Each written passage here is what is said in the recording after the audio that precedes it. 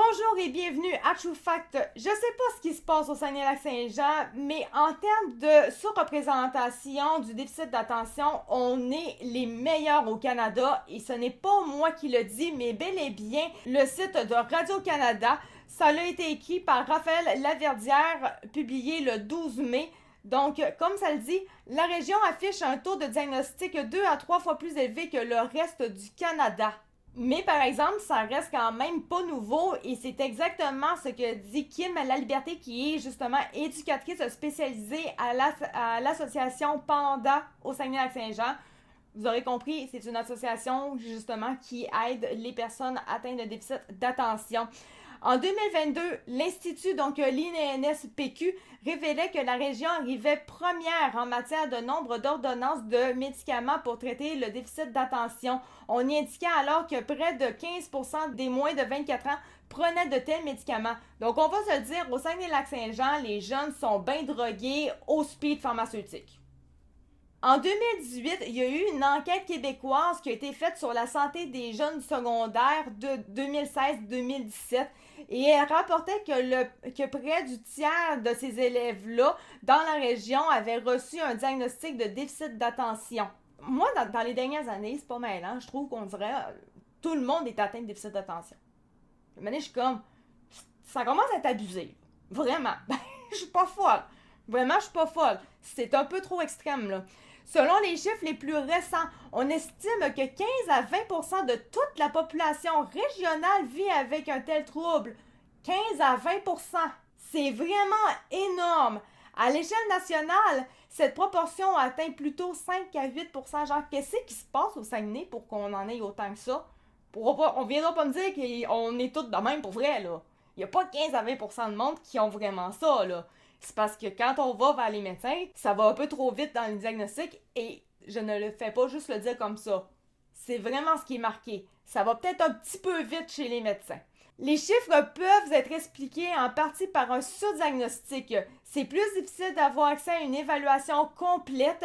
Les évaluations se font de façon plus rapide. On remplit quelques questionnaires, on va chez le médecin analyse un peu, arrive avec un diagnostic, j'ai envie de dire préliminaire. Et savez-vous, c'est exactement ce que j'ai vécu pour avoir le mien. Exactement. Je n'en revenais même pas.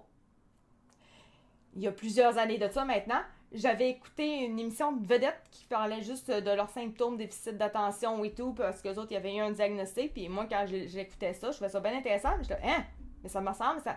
Puis finalement, ben, j'avais à peu près tous les symptômes de ce qu'eux autres disaient. Fait que j'ai commencé à faire des recherches sur Internet, des quiz, exactement la même chose, des questionnaires, pis tout.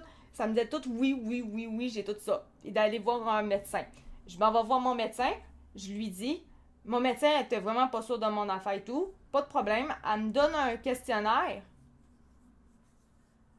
C'était justement un des questionnaires que j'avais fait sur Internet. C'était le même. Il avait 7 questions au top. Je n'avais pas plus que ça. 7 questions.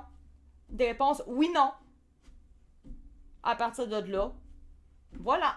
Ton test est fait. Bon, elle m'a pas dit sur le moment que j'avais vraiment ça.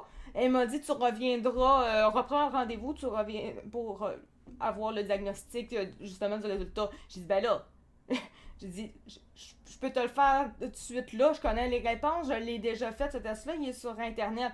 Elle dit oui, ok, je comprends, mais il faudrait que tu reviennes quand même et tout, on va checker ça. Fait que je l'ai fait, mais en dedans de 2 minutes, le rendez-vous suivant, à me donner le diagnostic. Elle dit ah ben tu l'as, oui, on va te donner un médicament maintenant. Normalement, c'est un neurologue qui aurait fallu que je voie. Aujourd'hui, je le sais. À l'époque, je le savais pas, là. Mais c'était pas un quiz de même sur Internet qu'il fallait que je fasse. Il a fallu qu'elle m'envoie voir un neurologue. C'est vrai que c'est plus long et tout, c'est vrai. Mais c'est la bonne façon de faire. C'est quoi mon niveau dans le diagnostic? Est-ce que premièrement c'est un vrai? Je sais pas. On m'a toujours dit, ah, toi, ton hyperactivité, t'es pas hyperactive vraiment, mais c'est dans ta façon, dans ton gestuel, pis que ça y va beaucoup dans ta tête, comme. Parce que je gestuelle quand je parle. C'est de l'hyperactivité, ok? Puis dans ma tête, à quel niveau tu peux savoir comment est-ce que je pense? Moi, on me dit tout le temps, ah, toi, ça trotte. Ouais, ça trotte, mais je suis comme dans ma tête à me dire, ben, ça trotte pas comme tout le monde. Je sais pas, moi, comment ça trotte dans la tête des autres. Fait que comment je peux savoir que pour moi, dans ma tête, c'est normal, hein?